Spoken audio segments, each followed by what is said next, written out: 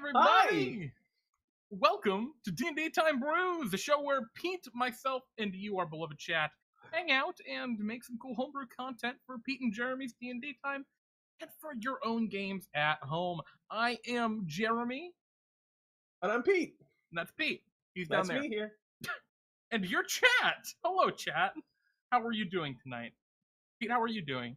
I'm doing pretty good. I got myself a brew. It's the same brew I drank last week, which is the Polliner Oktoberfest, because I haven't been drinking. Well, no, I just haven't been drinking much lately, and it's from the same six-pack. I was gonna say, I was gonna ask if you were practicing your chronomancy, going back in time, but I guess not. Which is the subclass. No, they're not doing that. No, we're not doing chronomancy. That is a bigger can of worms that we're gonna not open now. Maybe someday. Certainly not today. And hello, chat. I see Card Pocket. Really thought we were running Waterdeep tonight. Next, buddy. Probably next week, buddy. There's Tune a in little bit of Sunday. up in the air because of the Yeah. Super Bowl, but probably next. Two Socks 5 doing well. I'm glad you're doing well, man. Hello. And hello, Bionic Sheba. Glad to hear you found your cat. Psychopath. Psychopath. Healing Wizard is still there. Yes, sir. The Healzard? Yum, yum, yum, yum, yum. The Healizard. We and Jeremy were just talking about the Healing Wizard. We're talking about Lizard. what would be a good name for that if we end up doing that. But yeah, I think we just call it the Wizard. The cleric. No, I think we should just call it the Wizard. Wait, how about HWIZRD Wizard? The arcane tradition is the clerical arcane tradition. I don't know. I think we can have a bit of difference with there. Viva, but of course. Yeah, wizard, but with an H. Two Socks. You're saying like WHIZARD, like wizard? Wizard. I am a wizard. I think he was saying a hizard, or vivomancy. Well, there's lots of things it could be, but if you couldn't tell by now from the illusions, the allusions that we were making to subclasses, that's what we're doing today. We're going to be brewing through a new subclass, picking out what we want to do, getting kind of figuring out what it is that defines that subclass based on the ones in the player's handbook, and then we're going to dive in and start kind of brainstorming some ideas. All right, I think you guys can almost see the whole thing. It's not quite there, so I'm gonna fix that, and I'm making it as big as I can so y'all can see it. But let me know if it's hard to read or what have you. We're gonna be talking through most of it anyway, so. Two Socks asked, how often do you do this? I like it. Thank you. We do it every other Sunday, as it stands right now. We do it every other Sunday here at 9 o'clock. We make something up for you. And of course, we do other content throughout the week here on D&D Time. The Sundays we don't do this. We run Waterdeep Dragon Heist, which I'm really excited about. We just started, actually. And then on Fridays we do Pete and Jeremy's D&D Time, which is a fun series of one-shot adventures. Yeah. Let's. I see Psychopath asking, are we picking or coming up with one more subclass or more subclass ideas? I think our direction today, and unless chat comes up with like some crazy idea, which, you know, chat does that sometimes. You guys just come up with great ideas on the spot. Crush it 24 hours a day. But I think the plan, as it is to go through this list of brainstormed ideas. Most of them are ones that we came up with last time. And figure out which one we're really feeling the most. And then from there, just start working through how we go about designing that subclass and brainstorming ideas for it and all that good stuff. And eventually, we'll smash it all together. Probably it'll take 2, maybe 3 episodes, and we'll have a subclass. Yeah. Last time we did the Circle of Trash Druid, which, for those unfamiliar with the land of D&D Time, isn't just making fun of the Druid. It's a thematic thing with the world of D&D Time. And it also ended up being just a pretty cool archetype that I think could be used in any game, which you can check out at www.dndtime.stream, where we kind of post all of the stuff that we make in brews and all the stuff for just the community in general. I'm pretty excited to hop into something. There's some on here that I very much like. I see Two Socks is finishing up Tomb of Annihilation. I really like that storyline. I'm running that with Jamie and her friends in that live game, and that is so much fun. I'm loving Tomb of Annihilation. Also Love and I Dragon. have not played it, but So I see Shiba was immediately talking about the Gladiator. And that's something we can talk about when we get to that, but let's start at the top, right? And we'll kind of roll our. Actually, we'll just start on the Gladiator. Who cares? Uh, so and she was also recommending that it be switched over to a barbarian. I see. Oh, and you already have that written down under the fighter. I didn't even. Yeah, so let's talk about that. We'll start with the Gladiator, even though it's not at the top. Gladiator is one of the ideas that was put forth last time as a subclass that folks would really like to see, and I think it's cool. I really dig the idea of a more kind of bare-chested, just got their buckler and their spear, maybe a spear and net, hand-to-hand grapple and maneuver-based class, or subclass for something. And the problem I have with putting on Barbarian is how does that gonna differ from the Frenzy Barbarian, right? If we want, especially if we want to give it maneuvers, Fighter has some actual stuff already kind of designed for it, I think. What do you think, Pete? Yeah, I mean, it definitely is. If we're doing something in the line of maneuvers, it would just be us kind of supplying alternate maneuvers for the Battle Master and just calling it a different flavor. And we definitely don't want to make to just talk a little bit about our overall design philosophy here. We try and do two things with all of the subclasses that we make, which is have a very distinctive theme and kind of niche that it fits into. Which the Gladiator, the kind of this idea of a gladiator, I think it overlaps maybe a touch with champion, but I definitely see if we move it more into the direction of kind of like the barehanded, wrestle you, tear you apart kind of character. It definitely starts to find its own niche. And then the other kind of thing that we try to touch on is something that's very mechanically unique. And if we're doing just kind of more just a lot of special techniques that they can do and have some kind of economy by which they can spend those, then that is very much honing in on the Battle Master's territory. Well, I think we could do something like that, though, right? The Battle Master has a lot of versatile options in their attacks, and I feel like we could still do something like that with cool maneuvers that, maybe only apply if you're using certain weapons, right? Yes. If you are wielding a net in one hand and a spear in the other, you can make a bonus attack with your net when you attack with your spear. That would be a cool feature which you could do to just throw a point on there. Nets are actually pretty good in 5e. And likewise, we could do stuff in the direction of if you're grappling an opponent, you can do this other kind of maneuver. Your choke slam, your whatever, what have you, that we end up kind of doing for a gladiator. And I agree that I definitely feel it a little bit more as a fighter thing than a barbarian thing, because I don't know, it just feels more weapony, more of a focus on a variety of weapons. One of the first things I picture when I think of gladiators is them looking. I always see scenes in movies where they're the new gladiator comes in and they just have a rack of weapons to pick from.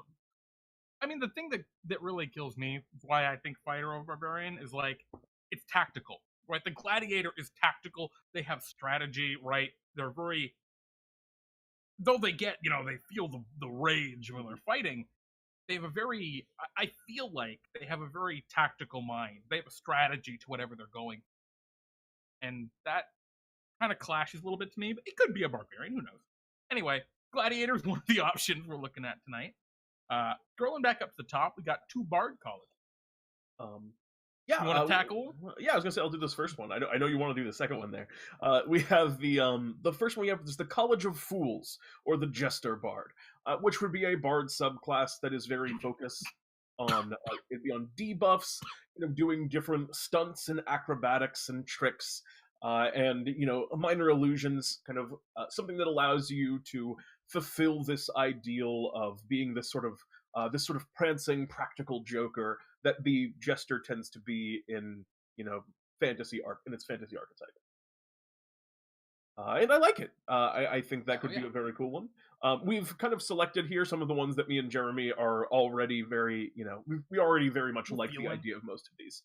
Yes, we didn't go with every single one here that we brainstormed last time. But the College of Romance, the Debonair. I really like this one. I actually added it today. So I was just thinking, we have the Lore Bard, and the Lore Bard is all about knowledge, right, and that secret lore and secret stuff. And their kind of archetype, right, is secrets, is delving into the magical secret. Um, there's valor, right, and valor is I want to be the hero. Um, but there's not quite this. The suave isn't really on there. I want that Sure. like Jarlaxle-esque suave, like I don't know. I guess it's romanticism. Like it's a very romantic character. Yes. I think. The probably the closest one would be the Xanathar's glamour bard, but That's so magical, though. It's very yeah, weird. it's very it's a very kind of heightened idea. It's not very. I think this would be, for lack of a better term, a more mundane romantic, the kind of more traditional vision of one, which I like a lot as well.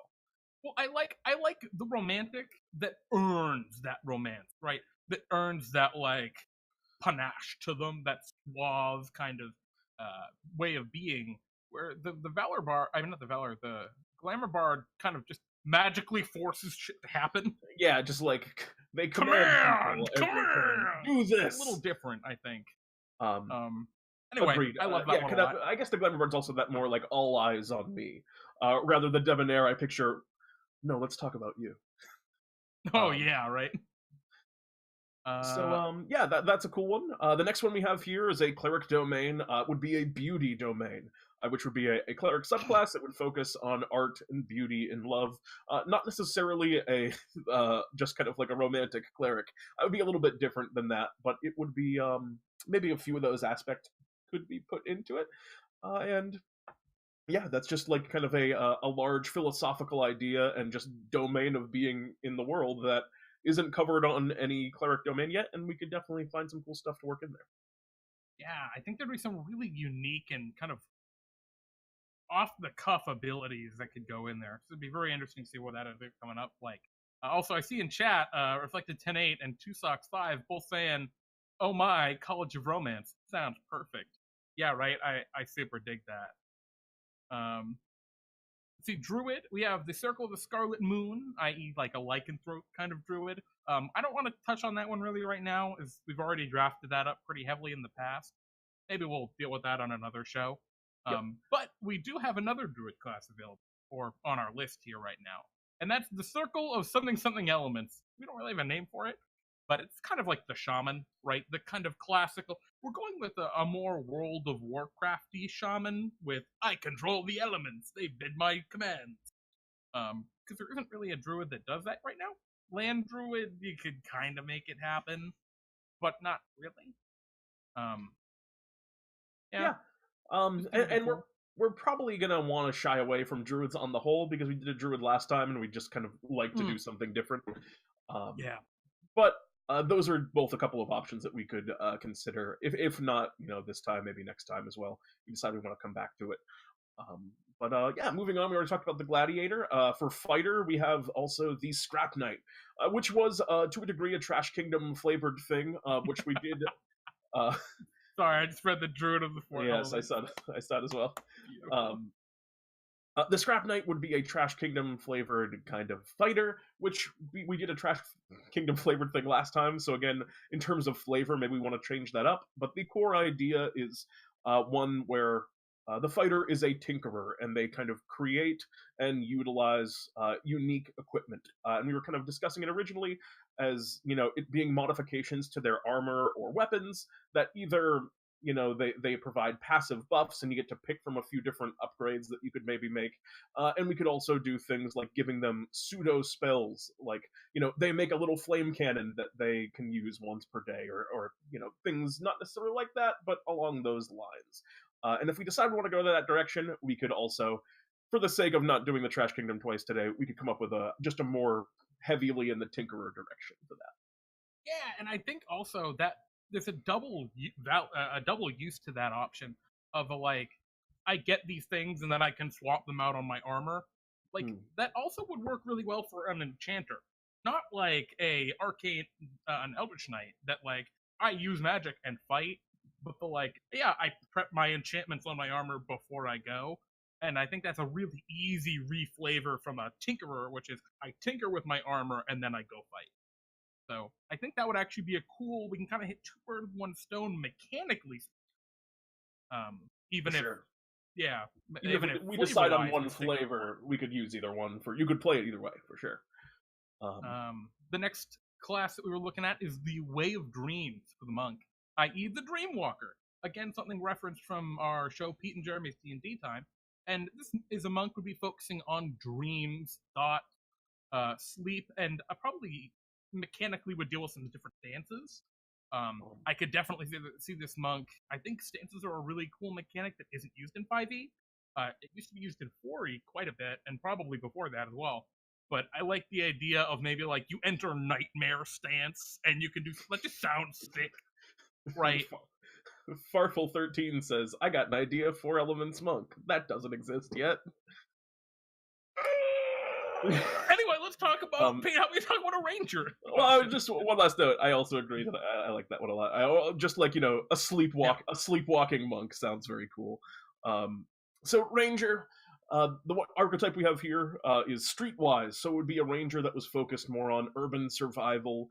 Kind of undercity dealings, bounty hunting, but maneuvering in highly populated and kind of dense settings, which is very cool.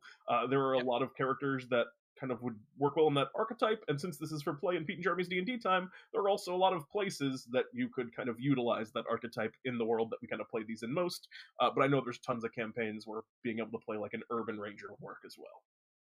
Yeah, I really like I do too. I'm really feeling it. But anyway, so Warlock, we have a trio of Warlock patrons. Warlock patrons are a little different from other subclasses. Warlocks are funky because they got their patrons, they have their pack, and then they also have their invocations. They have almost 3 subclasses that they pick and choose pieces from. So these are all going to be a little funky if we go with them, but the 3 that we had were the Dragon, a Warlock patron focused on the power of dragons. Pretty straightforward. Something like this already exists for Sorcerer, and I think we could pull some interesting stuff from there. But I think that some of the execution in the Sorcerer leaves to be desired. And I think we can go with a very different theme. It just feels different, I think. For sure. And the warlock patron, I think, bears a lot more weight than the sorcerer's origin in terms of its roleplay possibilities, and just having a dragon for a patron. I think it's cool, and it could manifest itself in a lot of different ways. Pact of the Dungeon Master. It's a little too meta for us right now. Ask us that in like a year, and we'll probably do it. Message me off stream, and I kind of already built that as a joke for a player who wanted to play that one time. So just hit me up. Can I just a quick side note? I will say that they did have a teleportation feature that was the DM picking up their character piece and putting it elsewhere on the board. All right, go on. It's beautiful. I was going to say, our other Warlock patrons are the Primordial, a Warlock patron focusing on the elements. It seems the elements have been sorely forgotten in 5e, except for Way of the 4 Elements Monk, which we do not speak of. So, I think this is just a pretty reasonable way to do it, especially if you look at, like, the Forgotten Realms. Primordials are powerful entities. They're like gods, so it makes sense from a power source kind of perspective. Who doesn't want to make a deal with a giant fire element? There's tons of potential there, and I think we could also definitely work in some touches of variety, either farther down the road. I don't know if I was going to say we could have some options in terms of like depending on what your patron is as the primordial, what type of elemental it is, it might change it up. And I was thinking, well, maybe we don't want to do that because there's already so many options and different, minor things in Warlock. But there's definitely a lot of potential there. So the last Warlock patron that we have here is the Great Machine, or a Warlock patron which focuses on order, and the patron would presumably be, whatever you make up, but we're talking Mechanist, obviously. We're talking about weird. Yeah, that would be wild. A lot of potential there, though. I can already picture like the metal plating on their body for like the defensive feature that warlocks get what is it? What level feature is the defensive feature? Well, we'll talk about that if we end up going that direction. But that could be a very cool one. Some axiomatic thinking might be a feature incorporated in some way. Oh man, it could even, instead of the Great Machine, we could call it the Axiomat. It just sounds cool. Anyway, but yeah, no, I really like that one too. I mean, there's a level of order where it gets so well ordered, so finely ordered that it's inscrutable, that it just appears as chaos. And I don't know, I dig that. I think that's like a really cool, inscrutable thing we could work into Great Machine. And then, of course, last but not least, we have the arcane tradition, Restoration, with the Doctor. It's a more practically minded wizard, probably with some support and/or healing options. Yeah, that's really about it. It's just another wizard school, or well, not school, but tradition. Wizards are pretty saturated in terms of their options, but I think this could be fit in. I think there's room for it, for certain. Yeah, I mean, like, I think just about every class, every caster already has kind of that, if you want to go the little bit more support build, and I think it'd be cool for Wizard to also have that option. So. Pact of the Great and Powerful Wizard. Well, weird. So yeah, I guess, chat, I saw you guys talking about a couple of ones in particular. I saw Debonair sparked some ideas. Yeah, folks were really interested in the Debonair. A couple of folks I saw talking about the Gladiator. I know Shiva was talking about that. What else are people talking about? Roll up. Let's take Dreamwalker. There was some talk about. Okay. And no one cared about the Ranger. Shame on you all. By the way, I just want to point out for you all, really quick. Bard, College of Blank. Cleric, the Blank Domain. Druid, the Circle of Blank. Fighter, they're just whatever they are. Scout, Monk, the Way of something. Ranger archetype, : actually what it is. All the other ones have these cool arcane tradition, otherworldly patron, Ranger archetype. Come on. Two Socks is saying College of Romance or Dreamwalker. Reflected saying Dreamwalker. Jericho saying Pro Enchanter / Tinkerer Fighter. So the Scrap Knight direction. So I'm gonna. Okay, how do I do this? Straw poll. Farfel saying Dreamwalker. Are we just gonna? Are we just gonna look at the chat? We'll just look at the chat. Yeah, we're getting some ideas. Chat has spoken. Dreamwalker's starting to look like the direction, but I think a couple more votes for Romance Bard could also push it in that direction if that's what we end up doing. But it's between the two. Yeah, Jericho, if you had to choose between the Dreamwalker and the College of Romance. Yeah, I mean, I guess if all of a sudden a bunch of people are also like Tinkerer, then that's the direction. But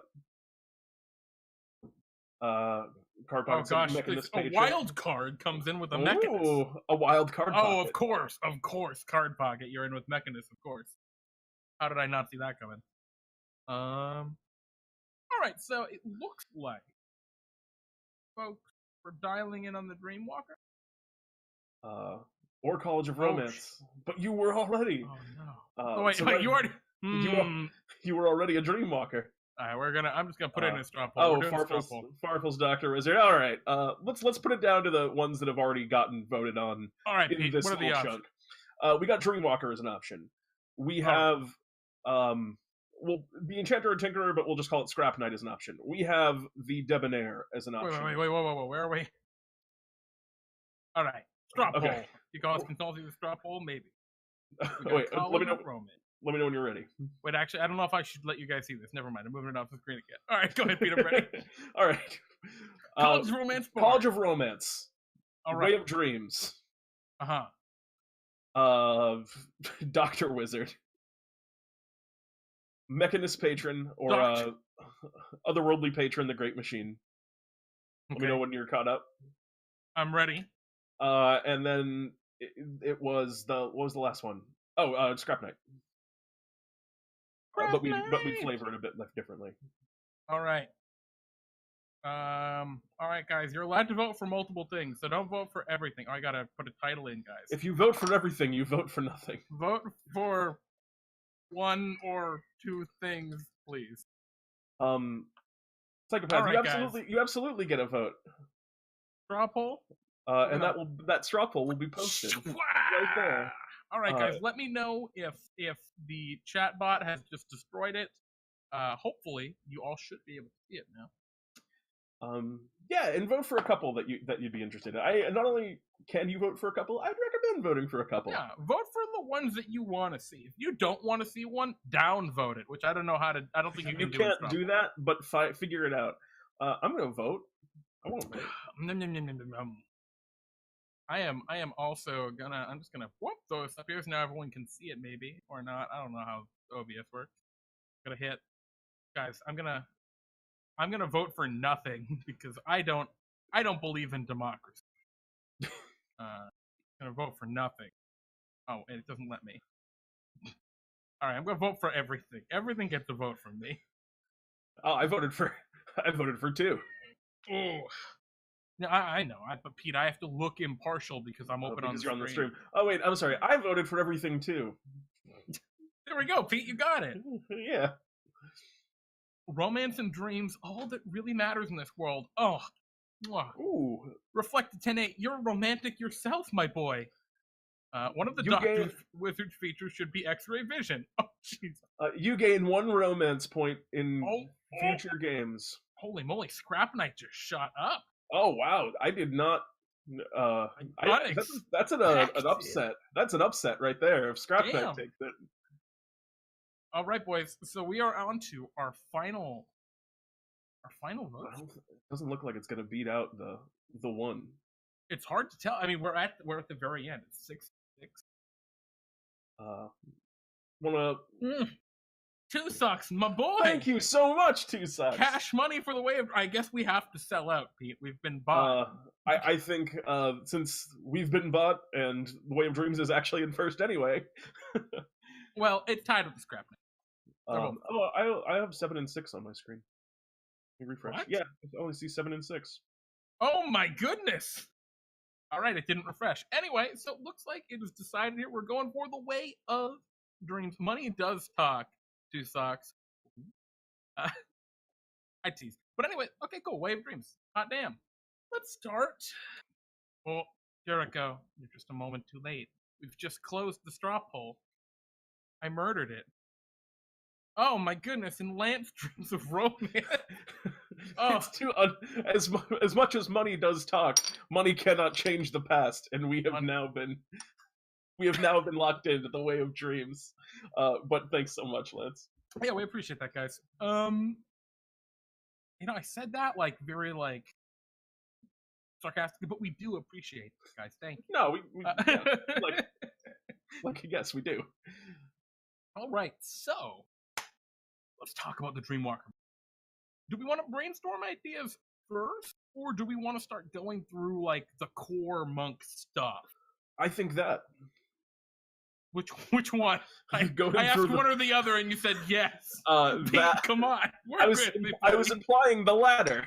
Okay. The one that you'd most recently said.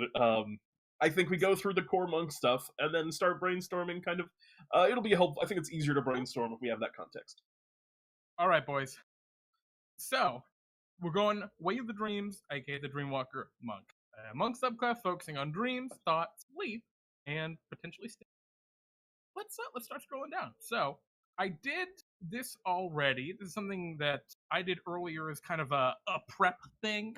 When we tried to do the Green Sun Warlock, we ran into a big issue, or we were kind of bogged down with all of the stuff from the other subclasses.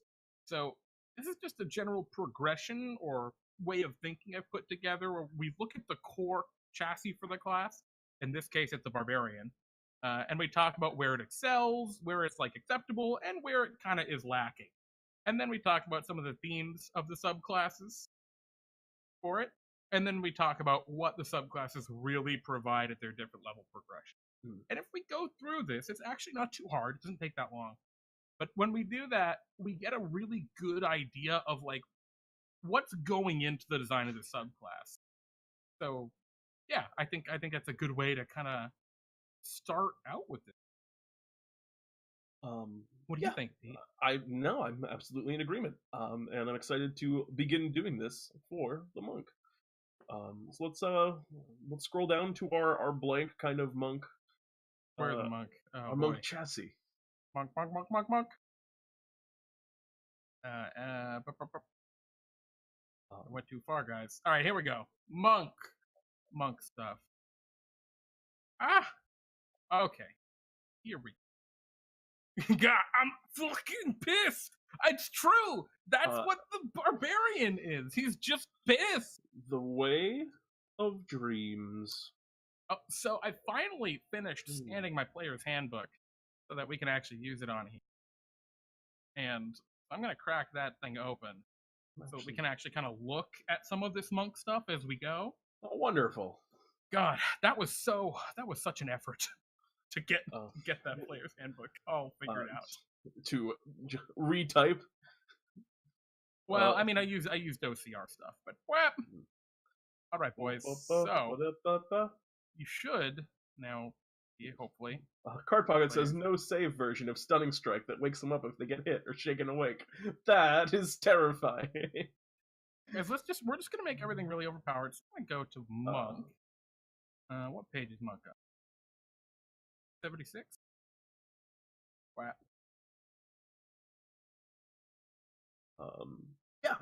So right. let's start talking about some of the monks' attributes and what they got going on for them. So for They starters, don't have anything. Mostly for anyone who hasn't played a monk, and for anyone who just like doesn't know too much what the monk shtick is, it is your kind of east, kind of your East like Asian traditional. A lot of that kind of culture is used in the kit, and they have a lot of abilities that involve ki, which is sort of this internal energy, and they are martial artists at their core. And all of their moves involve their kind of the perfection of the self and their martial arts, and their kind of their core features are uh, they have ki, which lets them do special techniques using their martial arts, and their unarmed strikes. Their punches and kicks hit really good. So your bread and butter on a monk is your punching and your kicking and your headbutts and your body slams. Yeah, and that's pretty much what they're all about. Their kind of core features are ki, this kind of innate magic that they have that allows them to do all sorts of crazy stuff, and just their fists. So as we kind of scroll down, the way the monks scale over time is, well, they just punch more and they get more ki. So it's pretty straightforward. Um, for the most part, monks are going to get most of their powerful features by 5th level, and they're not going to get a lot of new variety so much as they level up in terms of their ways they can spend their ki. Instead, they'll just get to spend more ki and punch. So that's something to kind of keep in mind as we make our way. So monks are melee class. Usually, they're martial. You can make them ranged, but whatever. It's In not this what case, not what they excel at as much. Yeah, exactly. They excel in melee, and they get D8 hit die, so they're pretty survivable. Not like the toughest thing in the world, but they're pretty tough. And they have they also get a lot of defensive features as well. Precisely. So let's talk a little bit about, I guess, what they kind of get at each. So monk just gets so much stuff. Every level between levels 1 and 7, they get 2 features. They're definitely the only class that gets that. Yeah, they really are. Actually, I think they really are. So let's start looking at, where do monks excel? Where are they just kind of acceptable? And where do they really lack? So I think first of all, we can talk right just about their damage, right? They punch a lot. Yep. Right. They have a lot of consistency with their attacks. So consistency, and that's number of attacks. Yeah, absolutely. Where else do they really excel? Mobility. They have an incredible amount of mobility. They get a ton of just innate move speed from their unarmored movement. So mobility, lots of movement speed, but they can't really go vertically, right? For the most Um, part, monks don't go. They can walk on walls. oh, well, they get that ability later on to. Yeah, actually, so I guess they do have a lot of mobility. So they, sorry, At ninth consistency, level, they get that. mobility. What else do they get? Cardboard Pocket saying excellent in melee combat. So actually, maybe we shouldn't say consistency. We should say melee, or we'll just say melee. Melee combat. Um, Survivability. On one hand, I want to say that like they're a really powerful kind of crowd controller. Also, hello, Diadems. Good to see you. Um, yeah, I want to say that they have really strong crowd control because of one particular ability. But I guess it's not a thing that they're focused on, but it feels like it because of how powerful that one move is. Well, what they're really good against is a single foe. That's one thing that they really, really excel at taking down is fighting a single. So what don't they really excel at? Well, I think they are acceptable in terms of their in terms of their defense. I would say their survivability isn't kind of an excelling area. I would say that's more of like in there. They're pretty good. They live. I don't know, man. Deflect missiles, very, very effective. I would say Niche, they get evasion at level 7. I'd say that's probably somewhere evasion's a big deal. They get as well. I don't know, man. I think it's something they really dominate at. Also, hello, die. Or DnDTime. What else do they do? Stillness of mind. They can end one effect, causing you to be charmed or frightened. All right, that's not a huge deal. Purity of body. You're immune to disease and poison. Tongue of Sun and Moon. You can speak all languages. That's not a huge deal. Diamond Soul proficiency in all saving throws. That's pretty big. It's very big. Also, when you make a saving throw and fail, you can spend 1 key point to re-roll it and take the new result, which is also a survivability. Pretty radical. It's also a very late game. Of course. Yeah. But I think between slow fall, deflect missiles, which lets them reduce the damage of oncoming attacks, and evasion, I'd say they're pretty damn survivable. Yeah, there's definitely a case. I think a lot of it's niche, but you can make a case for it. No, one of the things they don't really have is they don't have a lot of skills. They don't have any. Just in the core chassis, they don't have any magic that really helps them out of combat. Yeah, at least from their kind of core kit. Yeah. So I think that would be a point of weakness for them, right? Fairly limited RP / spell. So limited out of combat utility. And in most cases, as we're going to be moving down soon to the subclass, in most cases, that's something that's made up for in the subclass. Exactly. And they go out of their way to give them a lot of, with perhaps the exception of the open hand monk, start giving them some of those options.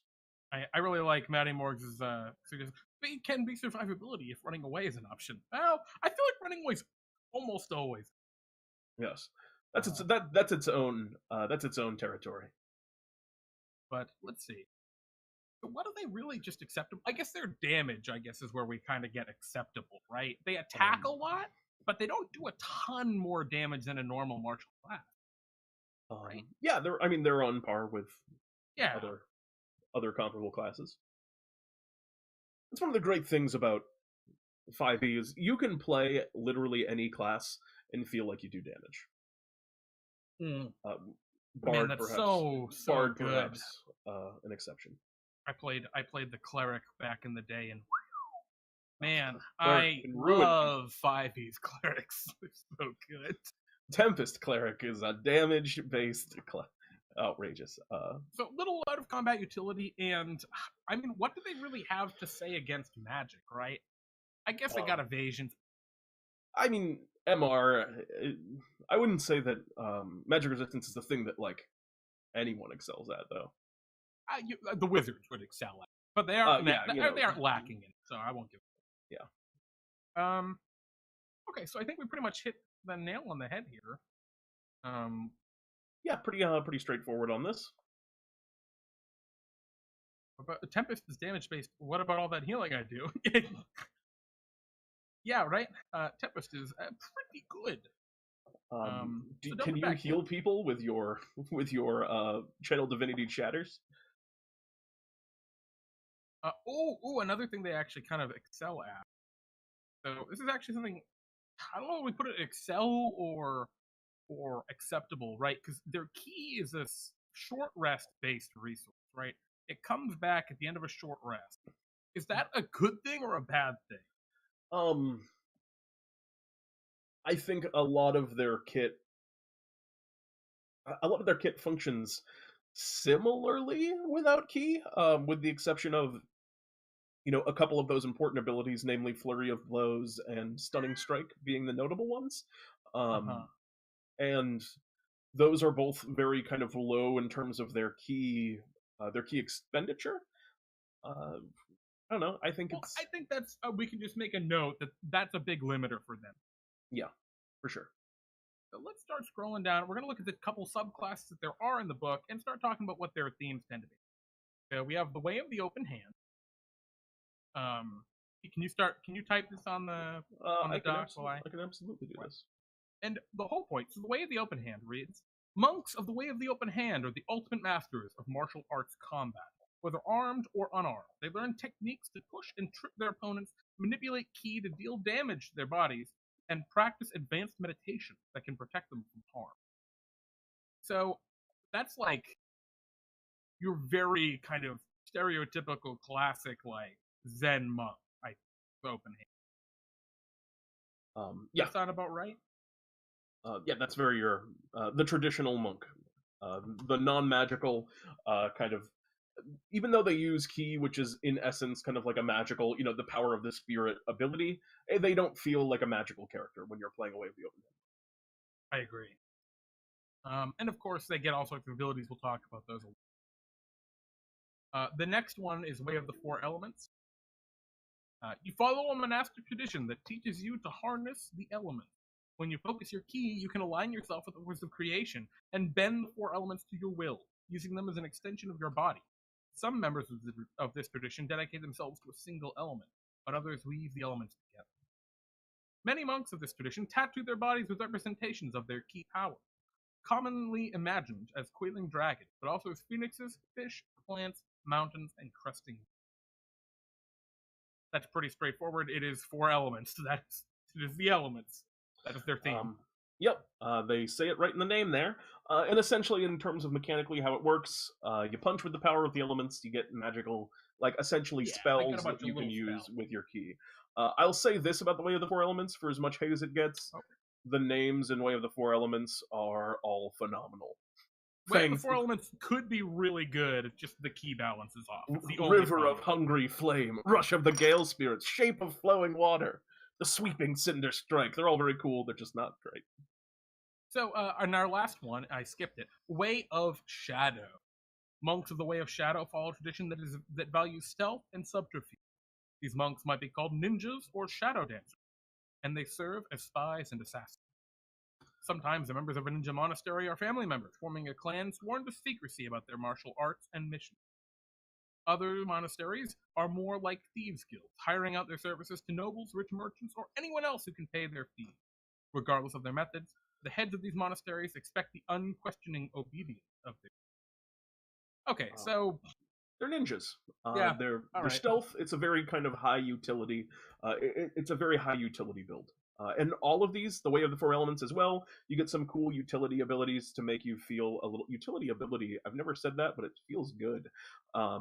You get some cool kind of utility abilities to make you feel a little bit more diversified, even though they don't end up being all that powerful. And then the Way of the Open Hand is a much more just kind of, you get more utility in combat in terms of what your unarmed strikes are capable of doing. It can move people around, but that's a much more combat-oriented one, as opposed to the other two, which are out of combat, and then Way of the Four Elements is somewhere in between, not quite reaching either. Yeah, and the reason we take the time to look at all these beforehand, even though we know this is already fine, but it's always good to just look at these core themes that exist, right? And compare them to what you're planning on building. So our monk, let's just add that on there, which is the Way of Dreams. What's our main theme? Also, hello, thank you. Oh gosh, I can't read it. Oh no, Legends of. I'll find out in a minute I who did, followed, but thank you for the follow, my I friend. did not see it. Thank you very much. But anyway, the reason what I was saying, the reason that we look at this kind of stuff is we want to make sure we're not stepping on any of the existing archetypes. Because if our archetype already exists, we're wasting our time trying to rebuild. So let's scroll back way back up to the top and let's look at what we have. Oops, I'm a barbarian. This is a monk subclass focusing on dreams, thought, sleep, and stances. So scrolling back down here. Oh, I'm on ranger. I went too far. My bad. Copy and pasta. I'm way ahead of you, Pete. I just did that. Oh, I know. Oh, okay. I was singing about You were your just singing the copy pasta song? Yeah, copy and pasta, you eat it up good. So yeah, our subclass is going to be a monk subclass that focuses on dreams, thought, sleep, and stances, and that's definitely not something that I see in any of these. Yeah, I don't see sleep in there. I don't see thought in there. I mean, thought kind of in open hand, but dreams is definitely a uniqueness. And if we looked at thought also just kind of ties into the whole of what it means to be a monk, and I wouldn't mind doubling down on that a little bit more, kind of the inner self, because that's not something that I think is focused on quite enough in monk. I feel like the open hand at least is in theme that, even if it's mechanics. Yeah, in tangible play, it doesn't necessarily come across. Yeah. So we obviously aren't looking at any of the Xanathar's Guide to Everything subclasses here. Whenever we want to make a new subclass, we try to compare it always with the baseline, always with Player's Handbook. If you start using supplemental content as your baseline, that's how you get crazy power creep. That's how you break game. So even though maybe Way of the Four Elements isn't that great mechanically, it still is part of the baseline we want to look at when we're building monk. And it's also definitely true that a lot of the monks that have been other monks have been produced are at a bit of a higher level in power than some of the original ones. Yeah, I don't know. Way of the Open Hand is very good. No, Way of the Open Hand is probably the exception there. Very good. I like Shadow too. Quivering Palm will never be a bad feature because of how cool it is. It's true. Anyway, so start talking about a little bit about what these monks get. So monks get subclass features at level 3, level 6, level 11, and level 17. And what we really, I think, want to focus on here, on their subclass features, is not what precisely they do, but how those abilities supplement their core monk chassis, right? Monks, by default, they do lots of attack, they're very mobile, they're great in melee combat, and they survive really well. And they're great at fighting single foes. What they really lack is combat utility and multiple foe fighting. So we want to look to see, especially if the subclasses kind of shore up some of those weaknesses actively. Yeah, or if they kind of emphasize these already big strengths. Because that's really, you want to make their strengths even better, and it's okay to double down on their weaknesses at times, or to kind of bring them back up depending.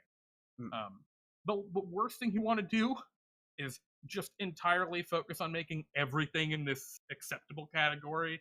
That's how you get a lot of like underwhelming stuff. That's how you get with Realm Monk. Yeah, let's start talking about it. So the monk subclasses, what do we get at 3rd level? What do we want to start with? Let's just start with open hand. Yeah, why not? So, or open hand, yeah, I'll take this way.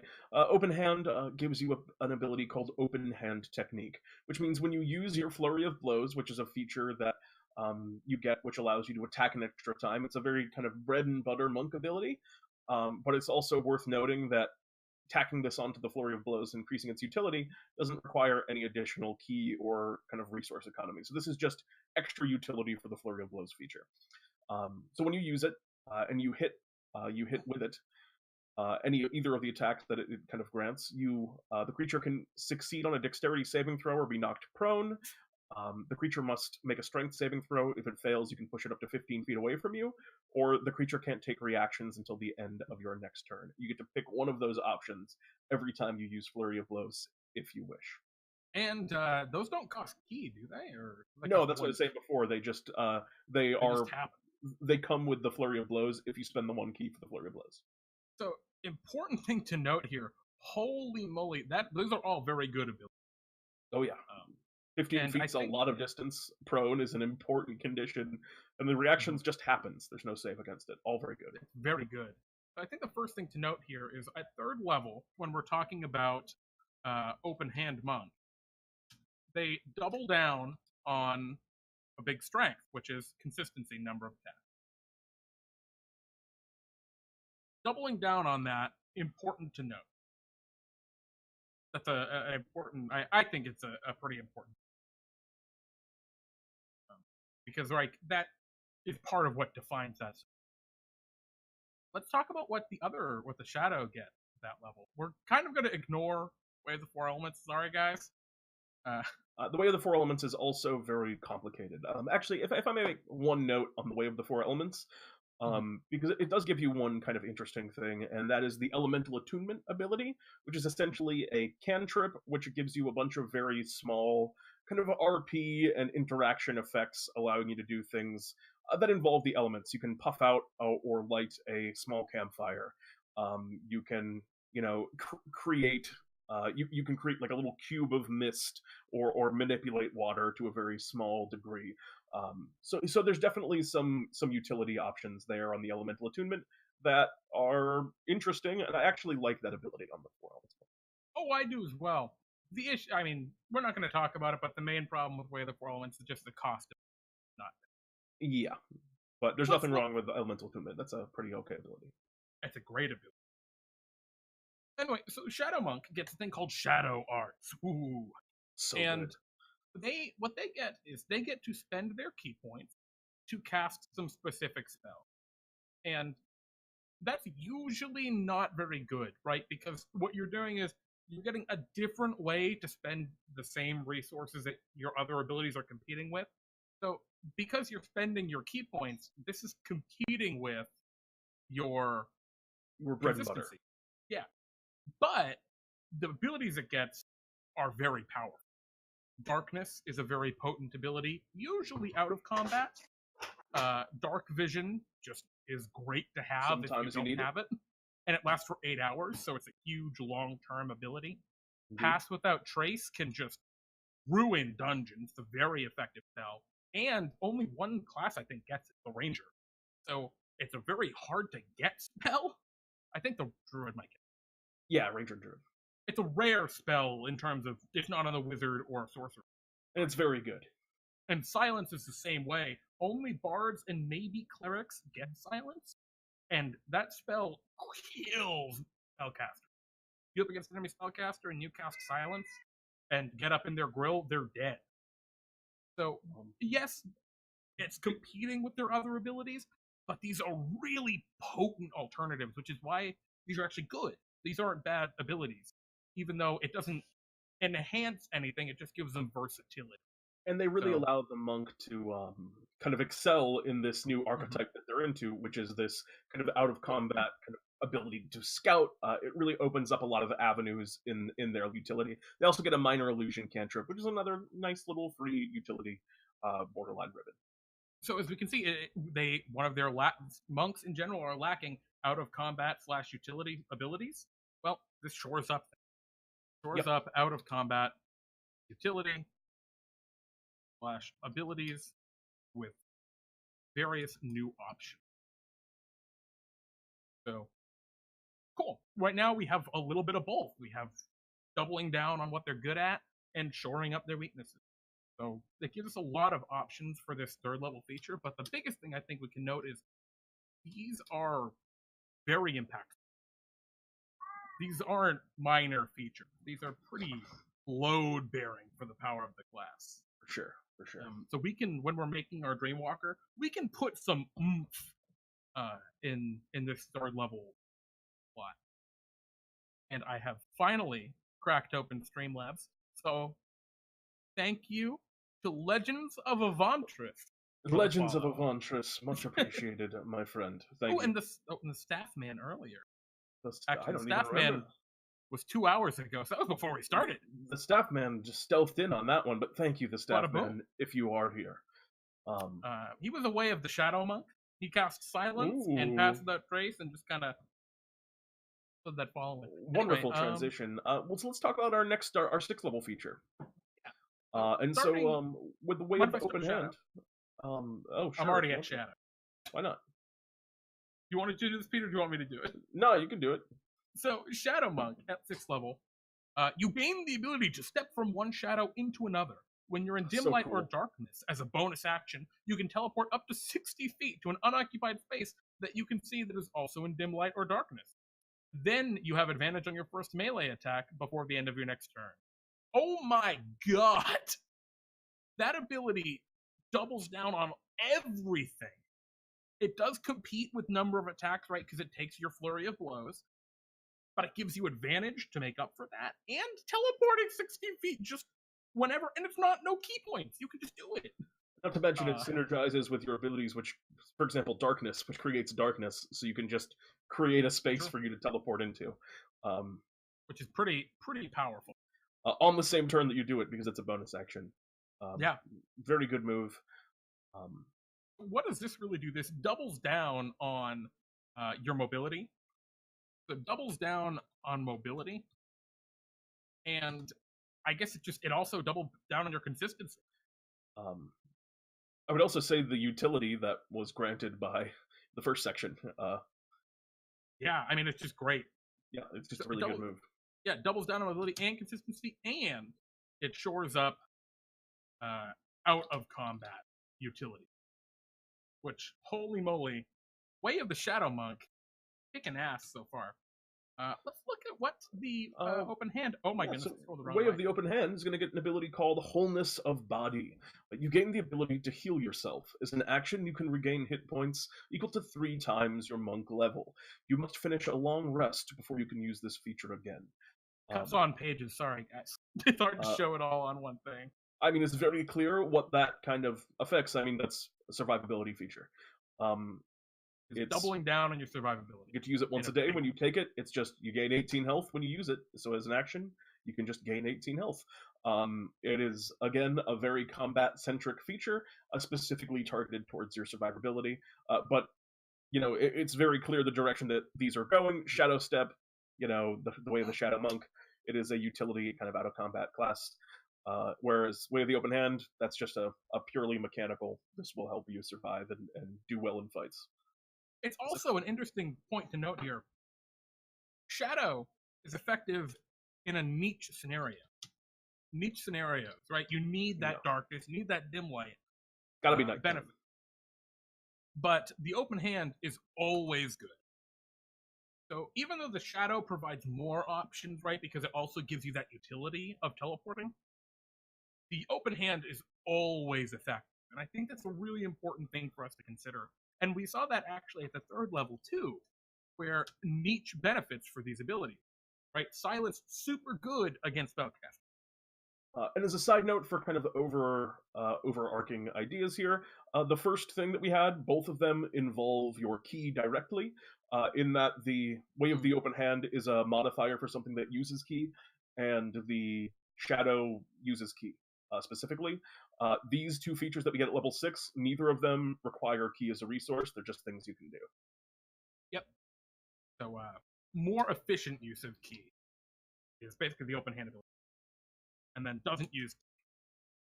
So it'd be really funky for us to then, if on our Dreamwalker, to give them a feature that uses ki at 6th level, if we also did that at 3rd level. Now, if we didn't give them a ki ability at 3rd level, if we flip around it, that would be a little funky, but maybe all right. Let's look at 11th level. So at 11th level, the Way of the Open Hand, it gets an ability called Tranquility. Beginning at 11th level, you can enter a special meditation that surrounds you with an aura of peace. At the end of a long rest, you gain the effects of a sanctuary spell that lasts until the start of your next long rest. The spell ends. The spell can end early as normal, and the saving throw DC equals blah blah blah. Basically, what Sanctuary does is enemies cannot attack you unless they succeed on a saving throw, as long as you haven't attacked them. Once you've done damage, once you've tried to attack someone, your Sanctuary breaks. But this kind of makes you a very peaceful, tranquil, just like, you cannot attack me because of my aura of perfection kind of. Yeah, it's cool. It's a really thematic ability, and it's also pretty powerful. I picture the ancient monk kind of sitting meditating in nature, and the birds land on his shoulders and that kind of thing. There's a very clear archetype that they're going for with this, which I think to a degree accomplishes. And then the Way of Shadows gets Cloak of Shadow.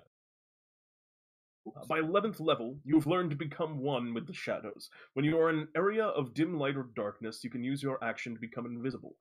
You remain invisible until you make an attack, cast a spell, or are in an area of bright light. Alrighty. I see where we're going here. These abilities do the same thing. Yeah, a little bit excessive almost with the rest of the kit that you've already developed as the Shadow Monk, where you're already like in darkness, so it's kind of hard to see it as it is. But it's cool. Perhaps not as all-purpose. Well, obviously not as all-purpose as Tranquility, which just affects you as opposed to this, which works in darkness. I see we got some interesting comments in chat about the Open Hands healing ability. Yeah, it's a long rest versus the fighter's short rest, second wind. It's a toss-up. They're both good and different. Yeah, the action economy is not as good on it. The healing is generally going to be more consistent. You can make an argument. But anyway, so yeah, this Cloak of Shadows is a really interesting feature. And it's cool that both of these subclasses do the same thing, really. So Open Hand / Shadow, both of them have an ability which prevents you from being attacked from most normal things. Prevents normal creatures from being able to attack you. With the Open Hand, you got to roll a saving throw to circumvent it. For the Shadow Monk, you have to be able to see invisibility to circumvent it, but it doesn't happen super frequently, right? It happens probably just at the beginning of the combat. While I'm thinking right now, and if this ends up being the direction that we go, in some way tying in the old superstition of never waking up a sleepwalker could very much fall in the same kind of genre. Oh, right, that'd be rad. So only usually affects it near the beginning of combat. Out of combat, I think that's where this kind of branches a little bit. Out of combat, the Shadow Monk is better. The Shadow Monk provides more utility. Yep. But this is an interesting point where, yeah, I don't know. It's just, I'm liking this connection. And we didn't really talk actually about 6th level or kind of summary there. And that is, these are impactful. It's another set of load-bearing abilities at 6th level. Yep, you can do something. You can do something big there. Now at 11th level, they're impactful, but I wouldn't say they're very impactful. I think they're just which is very much the tone that the monk takes as it moves upwards. It gets a lot of very powerful features early, and then it gets a lot of things like Timeless Body at 15th level, where you can't be aged magically. Well, thank you so much, Two Sucks. Thank you, my friend, and take care, bud. Twitch Prime. Have a good night, guys. If you have Twitch Prime, you can just give us free money. I won't shill for your Twitch Prime, but thank you. We really do appreciate it. I will. It's free money, and give it to us if you can. Shadow can also use at will in Shadow, but Open Hand you lose it as soon as you go attack for the day. Yeah, that's very true. Reflected. That is true. I think the Shadow Monk definitely wins out here. But I think that kind of makes up for the fact that in every other scenario, all of the Shadow Monk's abilities are more niche. And now we're getting the less niche option, right? Well, actually, I still think the Shadow's more niche, right? Because they need to be in darkness. If you're out in the middle of the park, right? If you're walking through a city, the Shadow Monk can't turn invisible. Again, my kind of argument is like, I guess it's very much like it would have to be a creature that would be seeing you in darkness anyway, since you're already like a monster in darkness with all of your zipping around, teleporting, and your magical darkness that most things can't see with through even with dark vision. Yeah, right. So we're now at the 17th level, and we're going to talk about this a little bit, but I don't think we're going to spend too much time here. You want to start, Pete? With I'll take the best ability in the game. Let me have it. Way of the Open Hand has the ability called Quivering Palm. It's amazing. You get the ability to set up lethal vibrations in someone's body. When you hit a creature with an unarmed strike, you can spend 3 key points. Can you just read the first sentence again? You gain the ability to set up lethal vibrations in someone's body. Okay. When you hit a creature with an unarmed strike, you can spend 3 key points to start these imperceptible vibrations, which last for a number of days equal to your monk level. Vibrations are harmless unless you use your action to end them. To do so, you and the target must be on the same plane of existence. You know you're getting to shit when they talk about planes of existence. When you use this action, the creature must make a Constitution saving throw. If it fails, it is reduced to 0 hit points. If it succeeds, it takes 10d10 necrotic damage. You can only have 1 creature under the effect of this feature at a time. You can choose to end the vibrations harmlessly without using an action. So you gain the ability to spend 30 key points and hit someone and kill they them. die. They die. You can just kill someone by spending 3 hit points. It's the coolest thing in the game. I just want to just emphasize here, when you hit a creature, that's anything. It's like, oh, look, the Terrask. I hit it. 3 key points. I end it. All right, it dies. But I got to roll the 1 on the con save. It's dead. Legendary resistance. All right, I'll do it again next turn, though. Yeah, I'm gonna do it every turn. So powerful. I mean, I think all we can just go, if we go back to our little sheet here, look at open hand. Just,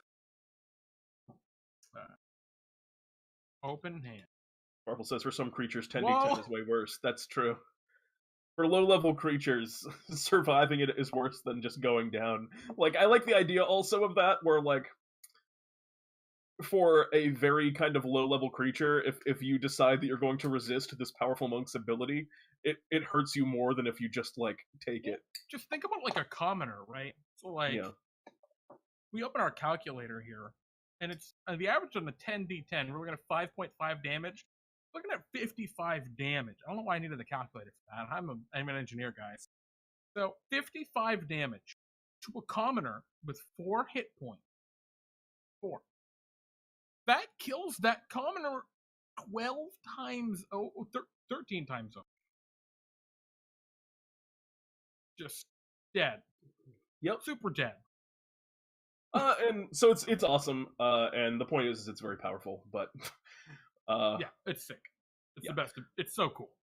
And then what does Way of Shadow get, Jeremy? I'm just gonna put crazy damage. Yeah, an insane amount of damage. Extremely high impact. That's one of the most impactful abilities in the game. And they get Opportunist. At 17th level, you can exploit a creature's momentary distraction when it is hit by an attack. Whenever a creature within 5 feet of you is hit by an attack made by a creature other than you, you can use your reaction to make a melee attack against the creature. If you were a rogue, that would be very good. So basically, Shadow. 1 free attack sometimes. I mean, we're going to probably be shooting the gap there. Both are crazy. But 1 is way more crazy. Yeah, we're going to be shooting in the middle, I imagine. Yeah, probably somewhere between instantly killing the creature and I get to punch it next. If I ever saw someone homebrew Quivering Palm, I would... Yeah, I would probably be like, wow, what are you thinking, dude? No one would, like, you'd look at that homebrew, that PDF, and you'd be like, this is great, this person has no idea how this game works. But... Except it's just the best ability in the game. But the fact that Wizards made it makes me love it. Yeah, precise. So anyway, we have gone through the different monks. We're ready to start, like, really putting down some ideas for our Way of Dreams. Which I think and there have been a bunch of cool ones in the chat. I'm going to have to scroll through and get those if folks don't spit them out again, because there was some really awesome concept there. But as I was saying, I think this is a great opportunity to take a break. If you wish to. I'm actually fine. Would just be fine to just ride through, but if you want to take a break, I'm just going to run to the bathroom real quick. Yeah. I know the break's going to say 5 minutes. We're probably going to be like 2. So we'll be right back, folks. See you in just a moment. Catch you in a few.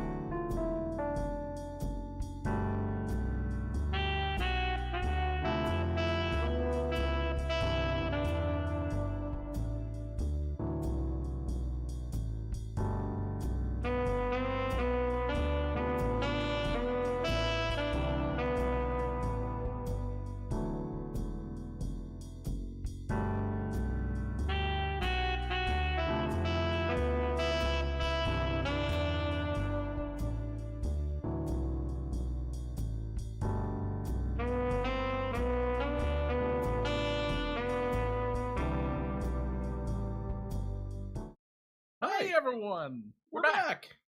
Hey, me too. I'm back first, though. Guys, I think was I'm actually back second. I'm going to be honest. I was lying. I was Um, not back first. it was But I brave of do you to have come out and say that. delicious and nutritious Nestle water. We're not Is it- sponsored by, but if we were, that'd be sweet. Sponsor me. Is it nutritious? Oh, just Nestle. It's Just water. Just water, Pete. Well, I thought when I There's hear nothing- Nestle, I think chocolate milk, so I didn't know if It's it was some kind of, enhanced with minerals for... Oh, I thought it was literally just water. Calcium chloride, sodium bicarbonate, and magnesium sulfate. Magnesium actually burns super well, so this is making me flammable. Well, great. That way, if there's a fire, you'll be sure to go quick and not suffer at all. All right, let's get into this subclass. I think that reduces my fire survival rating. Oh, it reduces your survival rating, but it also reduces your pain because you just go up quicker. I don't think that's worth it. No, it's not. Stop drinking this water. Anyway. Yeah, it's bad water. Oh, hello, everyone. Water is not a brew. Well, Plunder, the brew is gone. I finished the brew. It's gone. Gone forever. Until probably I drink more, I don't know, next time we do brews. My brew is also gone. Let's see what we missed while we were on break. Milk break. I went to get a milk break, but, you know, it's because I'm lactose intolerant. But that's blood balloon them. What am I? What's going? I missed. Rad one from Card Pocket. I'm going to make a council of high-level monks that deal out judgments by delivering quivering palm strikes, and you either change your ways or die. Jesus. Okay. They just the next time you commit a crime, that quivering palm is released. Here's a problem. You have to hit with an attack for the quivering palm to happen, which means you just kill commoners anyway with the first punch. You can't. You're physically too powerful to not kill them. I think you can choose how much damage your unarmed strikes do, because the idea of the unarmed strikes doing damage is your precision. So I think you can choose to do a regular bad unarmed strike and just do 1 damage. But you got to get those vibrations going. Can you just do a bad unarmed strike, but and also have the start the vibrations? Yeah, I think so. Okay. Anyway, we're just getting so off topic. That works. So let's start talking about our kind of way of dreams. Just be a slap. I guess we'll start just down here. We're just gonna brainstorm some ideas. So before we're even talking mechanics or what level or what goes where, let's just talk things that we think we could use in working with this class, like we do for other things in the past, where we'll take when we did the trash druid last time, we had a bunch of. We knew what we were doing going in, but we had a bunch of stuff kind of already prepped that we thought might be useful in a trash room. For example, features from the Rust monster, we thought, maybe the trash druid might be able to use some of these. So what are just some mechanics that we want to use? So I think we've already talked a lot about the sleep spell. Yeah, so maybe some sleep spell. Sleep spell. There we go. I don't know why I was having trouble typing spell. Sleep spell mechanics. I like the idea of spend key to sleep spell on a hit. That might be cool. Yeah, and Benix was saying slumbering strike instead of stunning your stunning strike puts people to sleep. So maybe just some interaction with the stunning strike and sleep. I think that's a really cool idea. I do too. So okay, as an alternative to stunning strike, I don't like the idea of changing stunning strike, but I think giving them another ability called slumbering strike. You can choose to put them to sleep instead of stunning them. Yeah. Anyway, so I think that's maybe actually, because I guess there's already precedent for changing flurry of blows, adding stuff. So maybe that's I think that's a little different because it's just for one thing, I think that's a you may. You don't always have to do one of those when you do the flurry blows. That's true. So it's when you do it, you may do this instead. Is that convention? Cool. So that's a pretty damn cool mechanic. We have Nightmare Strike. Psychic damage cause fear. Psychic damage / fear.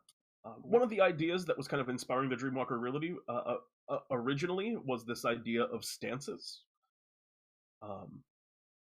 So in terms of stances, I think there's a couple of obvious ones. You were talking about the nightmare stance, or just a sleepwalking stance, where I really like the idea of a monk fighting you while they just seem like they're asleep.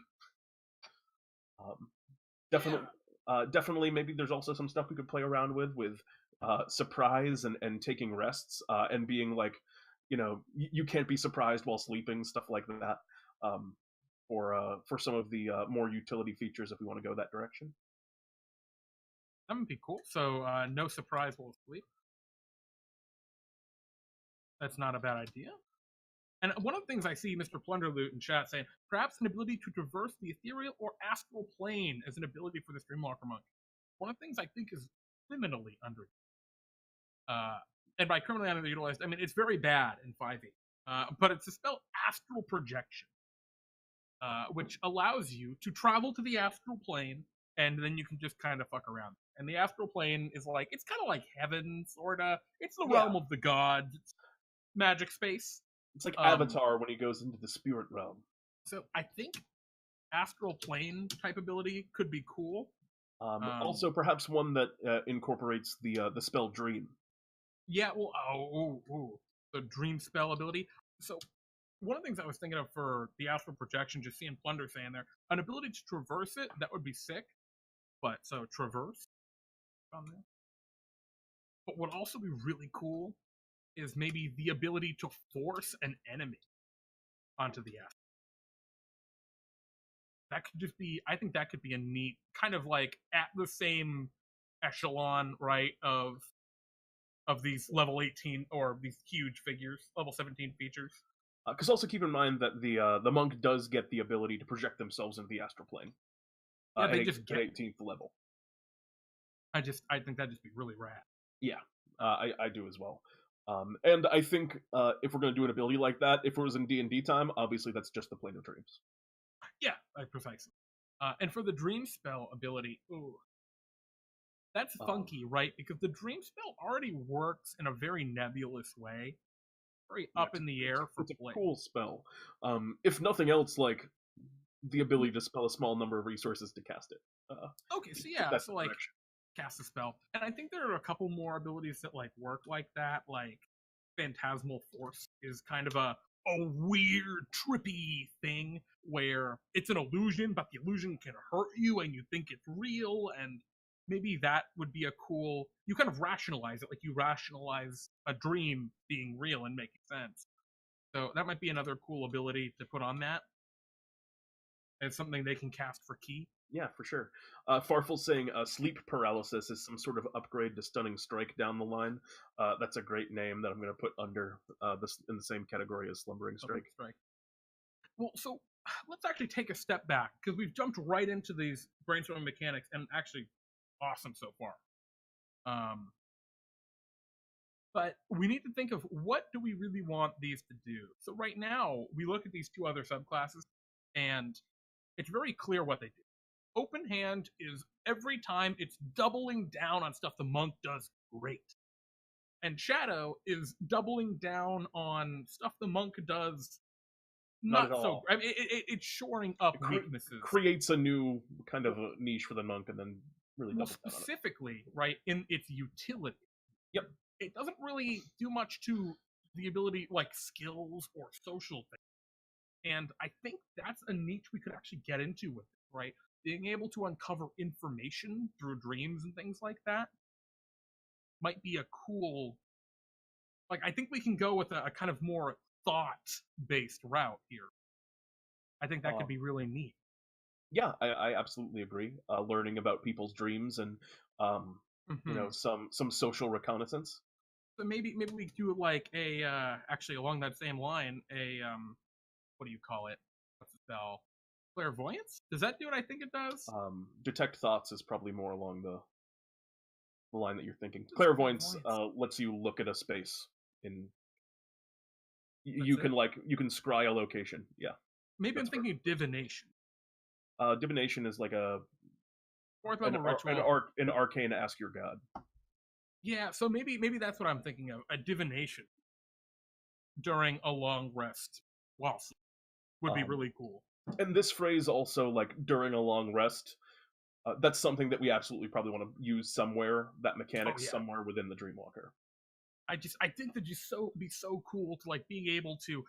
Obviously, the dream spell lets you like talk to people in their dreams or fight them and damage them and whatever and disrupt their rest. But being able to actually like pry information isn't something inherent to the dream spell that I think we could build something in with this divination spell, even if it's just it's just every time you take a long rest you can really do Yeah, something. and I actually really like the idea of that mechanic. Like when you take a long rest, like you're very active in your sleep. Every long Yeah. rest, you can do one of a few different things. You can do a dream where you communicate someone over a distance. You can Ooh, and like, maybe a dream that helps your allies, because that's something the monk doesn't do at all. They can give pleasant dreams. you're sort of Oh, your monk's song of rest. Sweet so dreams. Just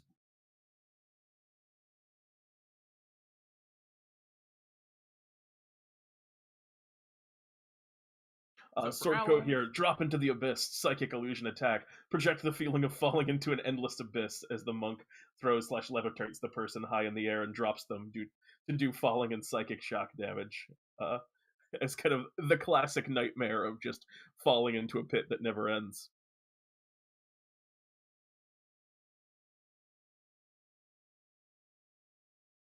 so I think like we have three long rest abilities here. The dream spell is for communicating with people in their dreams or just being a dick to your enemies.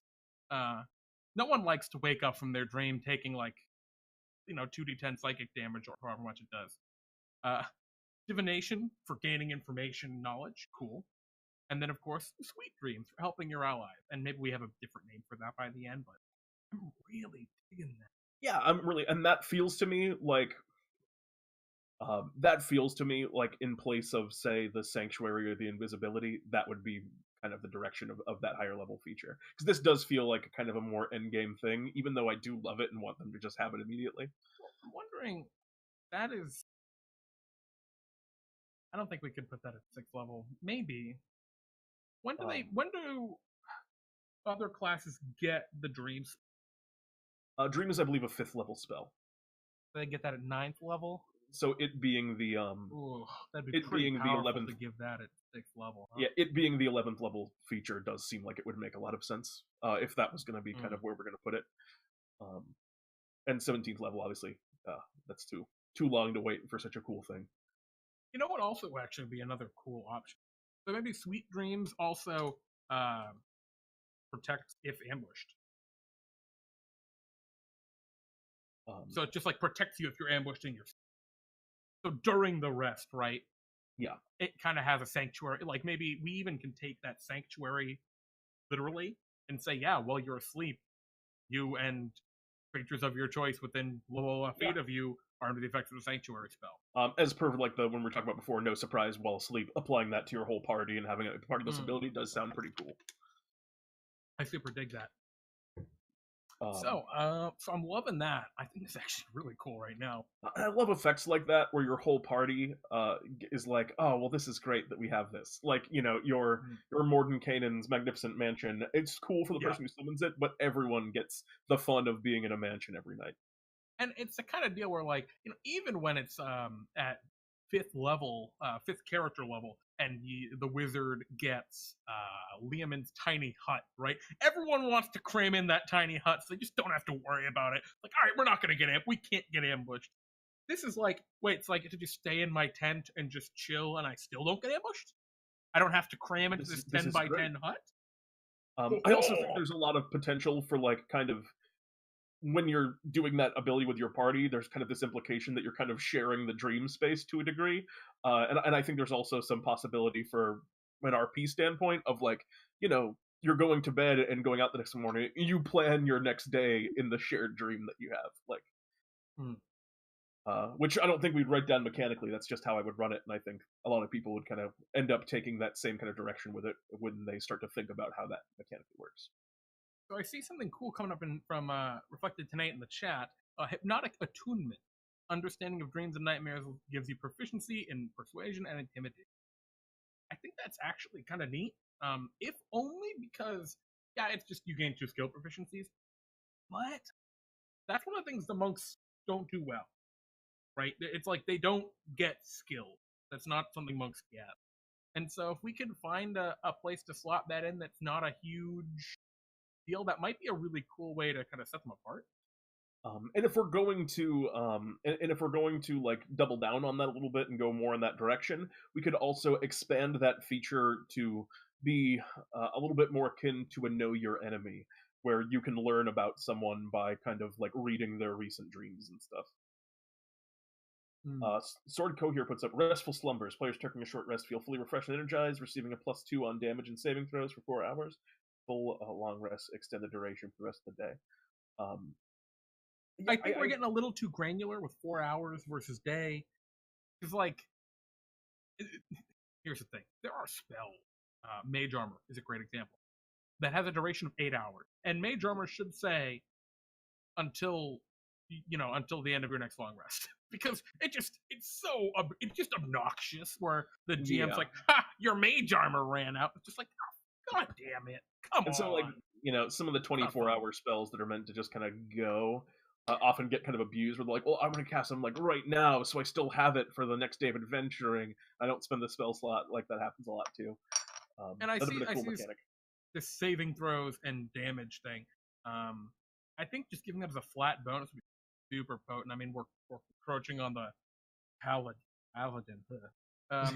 But what might be a cool idea is we can toss that onto the Sweet Dreams, right? Where maybe it's like, if you're awoken from a rest, it's just like advantage on, right, on attacks and saves.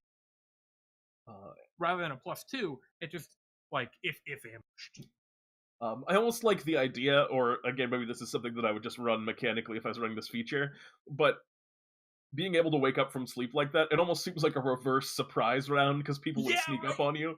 Well, it's cool because I see this ability, and the party sneaks into the enemy dungeon, and like they've been super careful.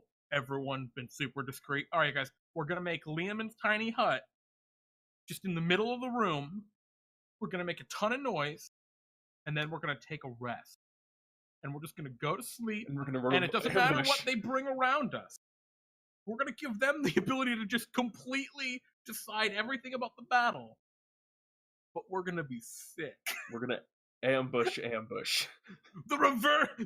It's a reverse. It's a reverse. It's a double reverse. I want to run Ambush Island again someday.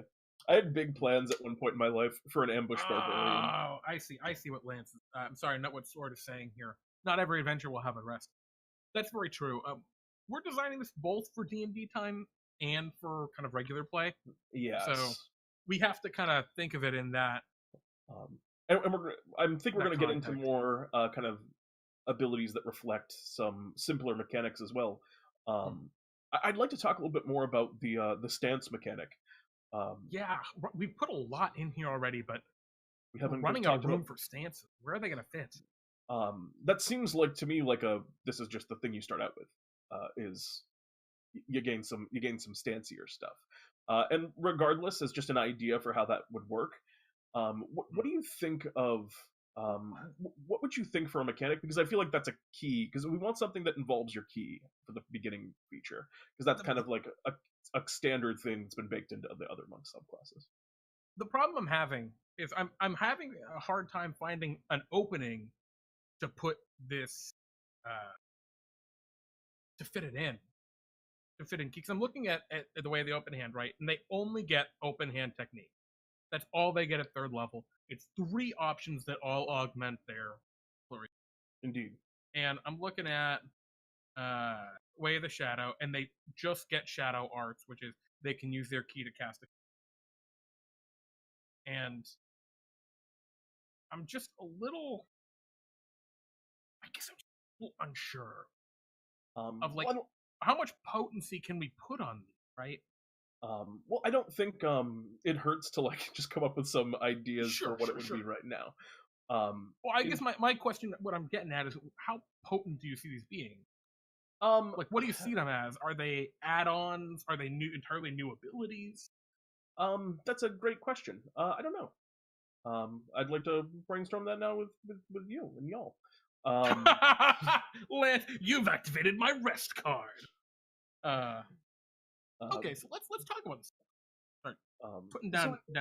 In terms of mechanics, I think logically, like, there's a couple of ways to go it. Either you like burn key points to enter into a stance, kind of changing your your position Mhm. for a time, or you can just be in the stance and you like expend a key point per round that you're in this mode or whatever. Oh, Uh, wow. and well, that would be the that'd be the two things. And then again, if like we're gonna do that direction, then it's it's something that's pretty good, at least on par or perhaps a little bit better than say taking the dodge action, which takes a key point. So it'd have to be of a power level equal to Comparable. or greater than that. Yeah. Saying I don't really like the stance thing. It seems like it would be a passive bonus. Um, yeah, I mean, it definitely probably would be a passive bonus. Yeah. But at the same time, I think there are some things we could maybe work with. So let's talk conceptually. Are we talking about like nightmare? Yeah, I think Is there's. that a stance? I was thinking, if we're gonna do stances, it would be probably two. I don't think we're gonna have room for more than that. Mhm. Um, with some kind of base, kind of sleepwalking thing, and then if we're gonna do, even if we're going to do a second one at all, um, like a nightmare for like the higher level one that you get probably later on and not start out with. Oh, so you're just saying like one stance? Yeah, I was thinking just like a stance that they go into, where they're kind of in their kind of Okay. trance like. I was picturing like a trance like kind of sleeping fighting mode. Okay, cool. So the Dreamwalker. Um, so it's either going to be either X key points to enter. And it lasts for a minute, probably a combat. Yeah, last combat, or just X key points per round. Too. So I think those are very different, and that changes the power level dramatically. Absolutely. So, Uh, I mean, let's compare directly to way of the open hand here, just so we can like look at the power level we're talking. mhm. Open hand, and of course, I'm all the way down at shadow already because but open hand, knocking prone for a key point, effectively, a key point and an attack. So you get an attack and you knock prone for one key point. You get an attack and knock away for a key point, and you get an attack and can't take reactions. Which is non-save based, which is a big deal too. Yeah, that is a big deal. It's like shocking grab, basically. Yeah. So it's like effectively a cantrip, but with an attack's worth of Stacked on, damage.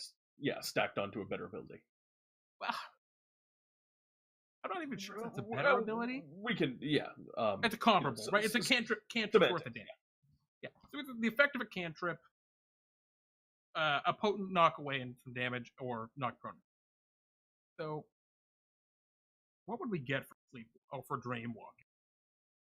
Do we want to double down on any of their powerful features? Like they're good at consistency in terms of number of attacks, mobility, lots of speed, great in melee combat, great in survivability, and they're great at fighting single targets. Survivability seems like the thing that would make the most sense to me instinctually, especially for a stance. I picture it being kind of, flighty and dodgy, and they're kind of, moving on instincts since they're kind of their bodies are elsewhere. The other direction that we could take. So Banshee was saying maybe something like Blink, where instead of getting hit, they have a chance to quickly enter the astral plane. That could be cool, and kind of tie it and run it back around into some of those higher level features we were talking about like messing around with astral projection, or maybe like imprisoning people in the astral plane.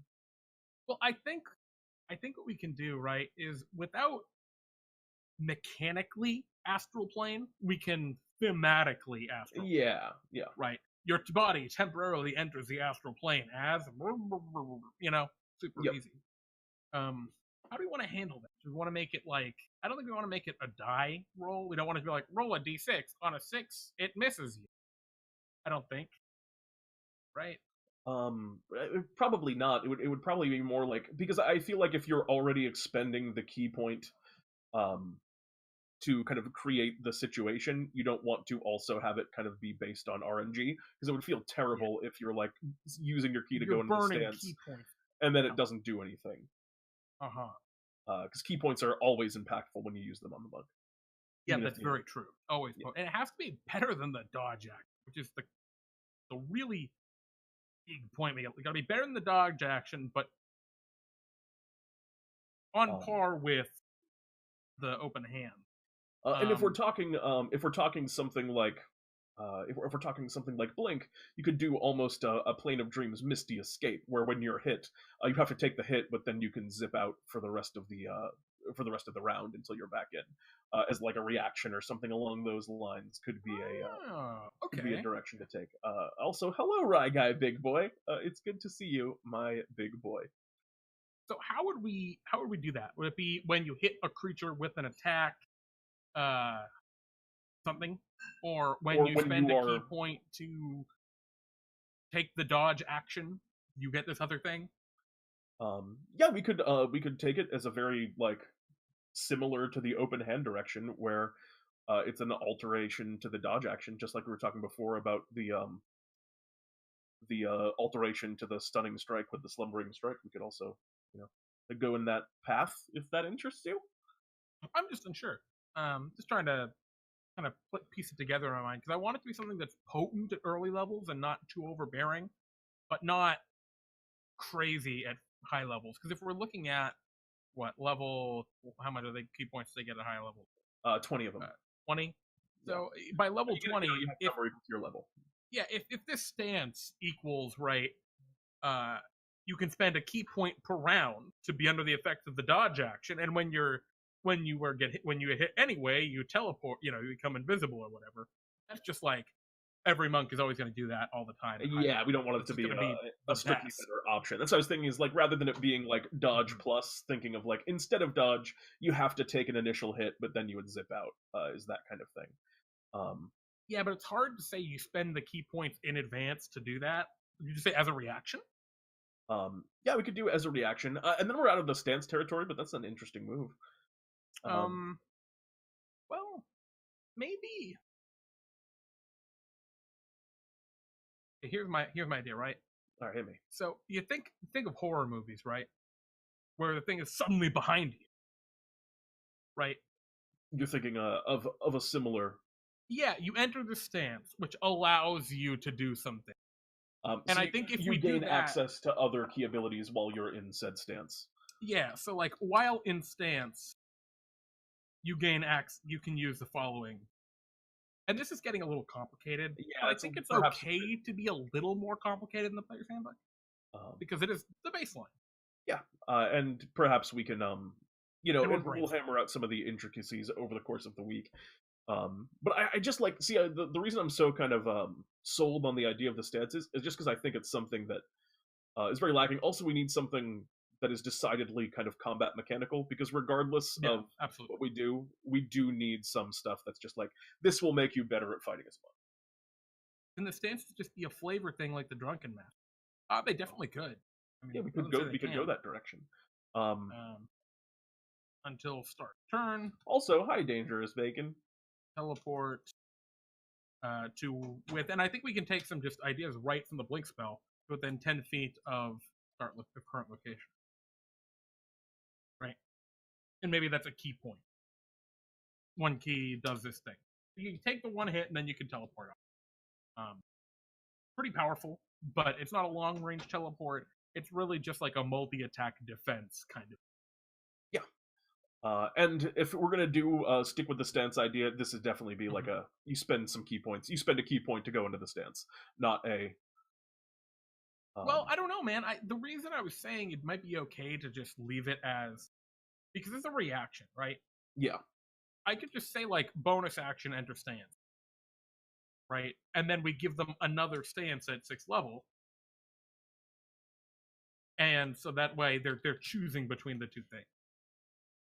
Okay. As long I as we see what make you're it saying. compelling enough, we could do And then we can, if we're gonna continue to double down on, if we're gonna continue to double down on that direction, then we would uh, that. Like it's incorporate one. some of these other ideas that we have into those stances, break from the pattern at 11th level, and then either go back into it at the higher level or otherwise.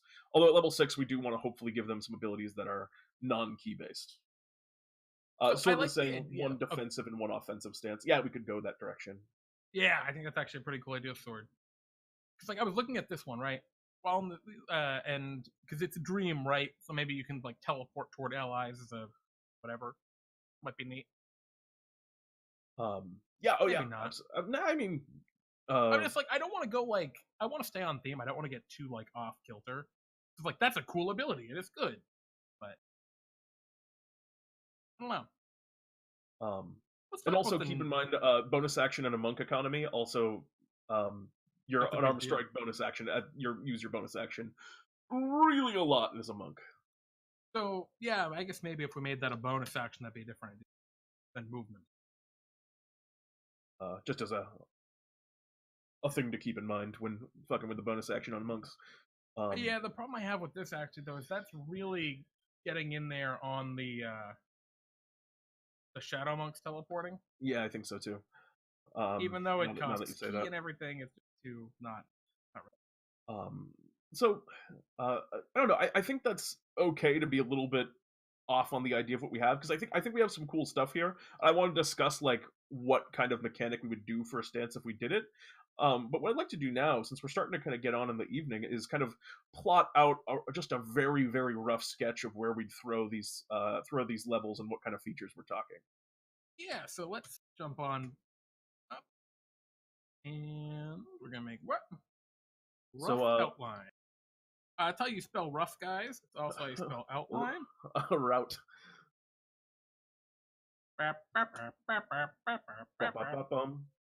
Anyway, so start. We're looking at again 3rd, 6th, 11th, and 17th level. All right, so third Elif. Guys, um, I am as smart. I'm not dumb. so third level, the possibility of some kind of stance, but regardless, I think something that implies that you're in kind of a trance-like, almost sleeping state in combat, and if that's reflected more in if that we end up deciding to reflect that more in a kind of a flurry of blows style, some of your moves are augmented, or we end up going the kind of the full route on this stance idea. I think that's going to be the third level feature. You kind of on the same page there? Yeah, and I mean, if we didn't go the stance route, I could totally see there being some sort of extra augment for like when you use your bonus action to take the dodge action and an enemy attacks you, you can use your reaction to make an You an unarmed strike. Right? So you're yep. spending when you use your key point to this dodge thing, right? You're like, "Ooh, I'm asleep," and something tries to punch you, you get to strike them back. That way, you're not losing out, and it's still, I think, actually, Which is a cool mechanical idea. right. So for sixth level, the other features that we've seen thus far are there's the healing feature, and then there's the really powerful kind of monk teleportation feature. So we want this for sixth level. We also want something that's going to be pretty heavily mechanical. And I think we were kind of iffy on. We had a couple of ideas. We were talking about that hypnotic attunement feature that Lance was talking about before, the Yeah. understanding the dreams, nightmares of people. So there's probably somewhere we can fit that in, even if it's just a ribbon on like a sixth level feature or just something like that, or even the third level feature. Although it would feel weird to put two features where nothing else has that. I guess It would be, especially since you also get key empowered strikes at 6th level. You already get a second monk feature, which is so crazy that they do that. But these features are really powerful, right? Yeah. Well, key empowered strikes also like doesn't add any. Technically, it doesn't add in power. It does add power, but it's power that you just need to have for 5e to work. Yeah. What might be cool, right, is if so we take that hypnotic attunement. So the way that Shadow Monk does, right, is it has how do I put this? The way Shadow Monk deals with this stuff is it has the utility be part of the combat. So maybe we do that here. You're proficient in persuasion and intimidation, or maybe it's instead of persuasion and intimidation, it's insight and intimidation. Right? We could do something like that.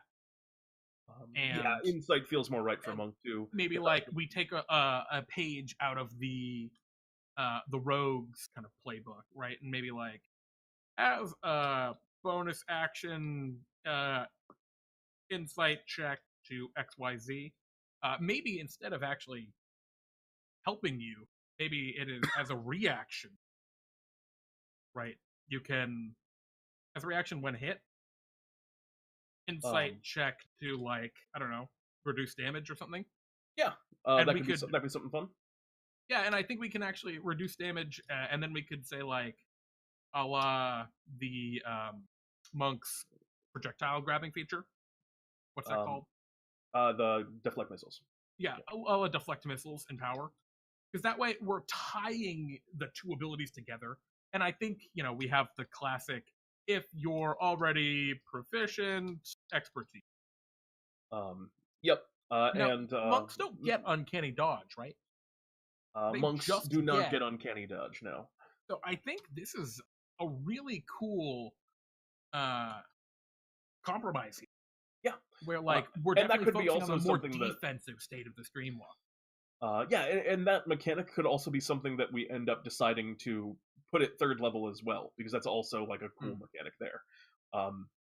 And I think those are, if that's going to be like the defining thing, that could also, I think, function well there.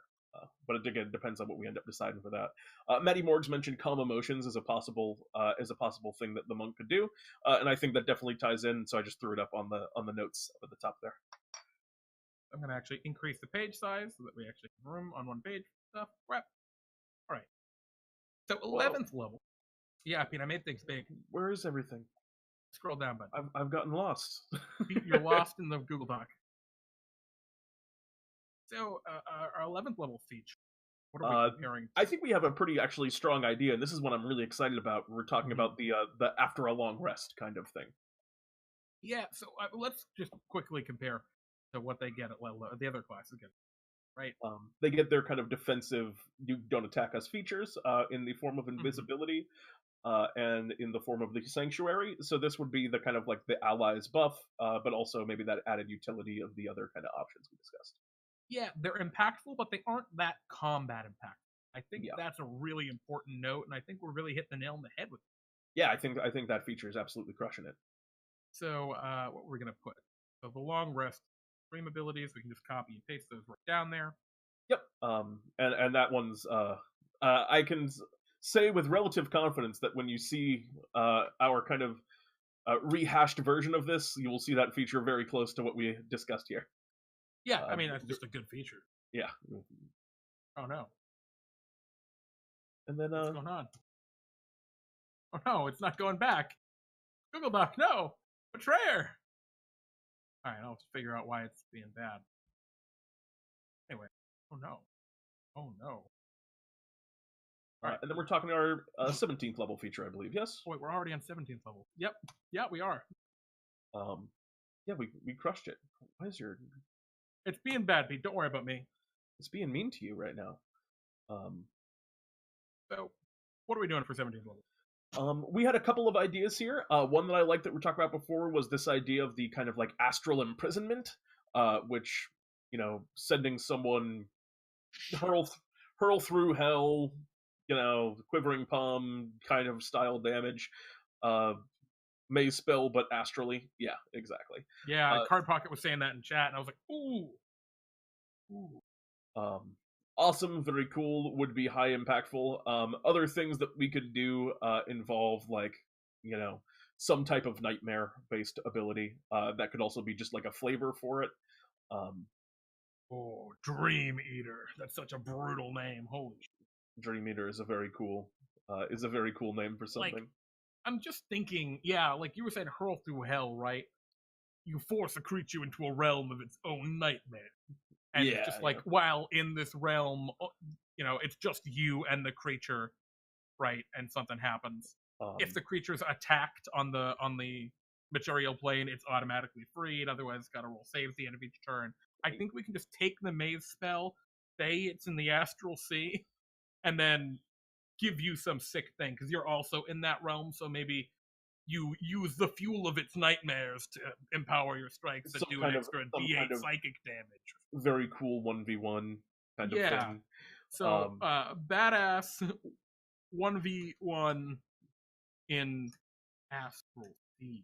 And we should maybe kind of come up with a way to make your side of that 1v1 be less you beat them up in the Astral Sea and more like you emotionally beat them up in the Astral Sea, because we want to kind of keep it within the flavor, because it doesn't seem like the focus of this at all is you just pounding the hell out of people, but more on... But I like that now. You just like the idea of that, like, 17th level, it's like, and also, I'll fuck you up, mate.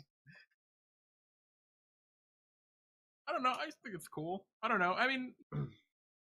Yeah, I mean... Like, this is a very defensive class, and a very kind of, I think, serene is almost the aspect we're going for, right? See, I like keeping that through. I feel like there's a break point, though, where it's just like, nah, fuck this shit, and kill him. Maybe. The point where every lawful good character becomes a murder hobo. At level 17. Regardless of what we end up going with, I think it'll mechanically work the same way, and maybe we'll come up with a way to phrase it such that it's can be flavored whatever is appropriate for the individual. As another alternative, we could just I think we talked about this a little bit with the druid we did, the trash druid. But what if you can choose a realm of dreams or nightmare? And then, nightmare realm is all of this stuff. And we just call that nightmare realm. Or, And then dream realm, no one can get hurt. You just have them in the realm and can talk to them, and they can't do anything about it for sort of a parlay. Yeah. I mean, I just think that could be cool too. Yeah, that could be rad. The same kind of, I think, power echelon as Quivering Palm. So it's just like, a parlay, no one can be hurt. Can be hurt or magically affected in this realm. Very cool. Regardless, I think that would be rad as hell. That sounds like a dope feature. And I don't know. I like where this is starting to go. I'm really feeling that 11th level feature. Why are you tiny? 17th level. You should be big and powerful, like the other 17th levels. Make it slightly bigger than the rest of them, Jared. 14.5. Oh god, I hate it already. You can't even tell. I can't tell looking at it. Really? No, I ain't fine. Regular now. Actually, what if I told you it was 13.9? That I can't tell. It's not, but I thought you were gonna. No, anyway. Actually was also saying some kind of terrifying Freddy Cougar kill them in their dreams thing. I do like the idea of like the SpongeBob dream episode, like being able to like hop into people's dreams and just see what's going on. But that's probably too hard to actually do. That falls into like the legend lore kind of category where it's like, well, I didn't prepare this guy's dream. So I got a question here. So I know we're kind of at the end, but we've got a basic framework of like how we kind of want this to look. We know kind of what we're going for. Third level's still pretty up in the air. That'll probably take another, session of maybe like coming up with some ideas and feeling them out with the chat. But I think we need to take our bit of a sanity check. Is anything here bad for the game? Have we done anything in this that puts way too much stress on the dungeon master, like suddenly come up with your dream? Or, like, obviously we didn't do that, but have we done something like that? Have we added something that makes maybe excessive rolling? I'm looking at it, and the only thing I'm seeing here is the reaction when hit by attack, insight check to reduce damage. That feels like maybe it's a little excessive. It could have some abusive kind of problems with the expertise. Yeah, and maybe it's not a check. Maybe you just reduce damage equal to your insight, or you half damage if you succeed on the check or something like that. But like a reduced, like a kind of like an uncanny dodge with condition on it. Well, that's a concern I have is the excess rolling. Because I don't That's think it's true a as huge well. issue I here. agree with you that yeah. Well, let's yellow that one. Well, what if we just say? I think we could just say insight modifier reduce damage. Um, I mean, if we look at the what is it called? The grab um, deflect missiles, right? It's a D10 plus your monk level. mhm. It's like if it's an insight check, what's the DC? Yeah, I mean Yeah, we're it's adding all a bunch very of like. it's all very relative to level and like what other features you have. And again, like if you I get mean, if you get like a 10th level rogue but with that 6 levels in monk, you just get this weird like unstoppable tank monster where you just reduce everything by 16 and then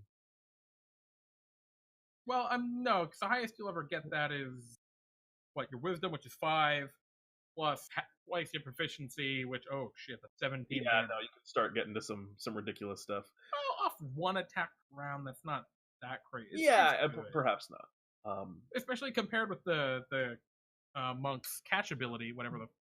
But I'll also add this in terms of like looking at the mechanics. I can understand why that would make you. I can understand how that connects, but in terms of gameplay, I don't know if that necessarily feels like you're doing the thing that you are. Really, it just feels like you're dodging damage. Mm-hmm. You know what I mean by that? Yeah. Um, like I said, maybe we just like highlight and look back at it because I like some of the other stuff we were talking about before of also like the like messing around with either the teleportation or the like kind of dipping in and out of the plane. I really don't want to put that at 6. Um, the dipping in and out of the plane. I don't. Shadow Monk is already teleportation at that level. No, I was talking more about like the blinky kind of oh, you mean the weird yeah, dodge mechanics that we were talking about before. Yeah. Um, It's just the reason we were doing that right is to tie it in with the tournament. Maybe we just highlight this to come back to. It seems like our earliest level stuff is the stuff that still is a little up in the air, yeah. and that's obviously where our most load-bearing features really are. Yes, those are naturally going to be harder, but we got a lot of great ideas here that I'm really excited to kind of dive into in a bit more. I'm feeling it. I'm and feeling we'll it, have Mr. Krabs. Yeah, I am as well. So in terms of kind of our past, the way we've done these in the past, our timetable for this will probably be next time that we kind of come in and work on the Dreamwalker monk, we will have a pseudo completed version for you guys to look at, where we will kind of show you what we have kind of come up with in our free time. And draft.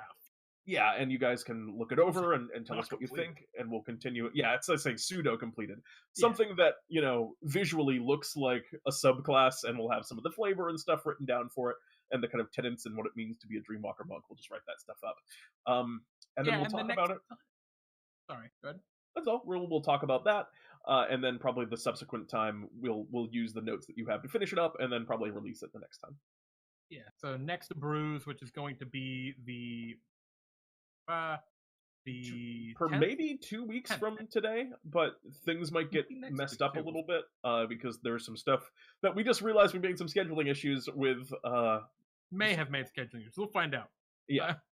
But so yeah, next time we do it, we'll have that draft version. Probably the first half of brews will be that. The second half might be like items or something that's pretty easy and we can fit in a certain number.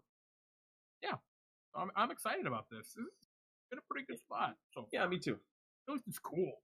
It's really neat. I mean, I love that flavor of the Dreamwalker monk. I want to play it the second. Yes, that's good. Anyway, guys, thank you everyone for hanging out today.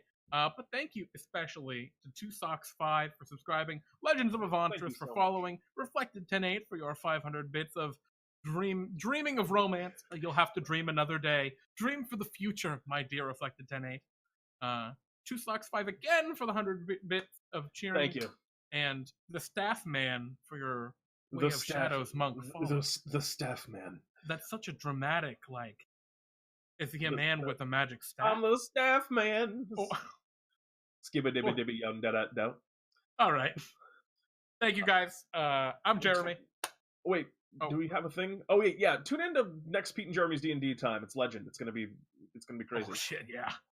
Just a reminder, if you don't watch our other show, Pete and Jeremy's D&D Time, you should watch it on Friday because it's going to be a big deal with a lot of stuff happening that it's like a big boss battle where our players that have been playing with us for the most experience on these characters of anyone else in the game are moving on to the highest tier of play, according to the website at least, in D&D Time. Yeah, it's gonna be sweet. I'm really.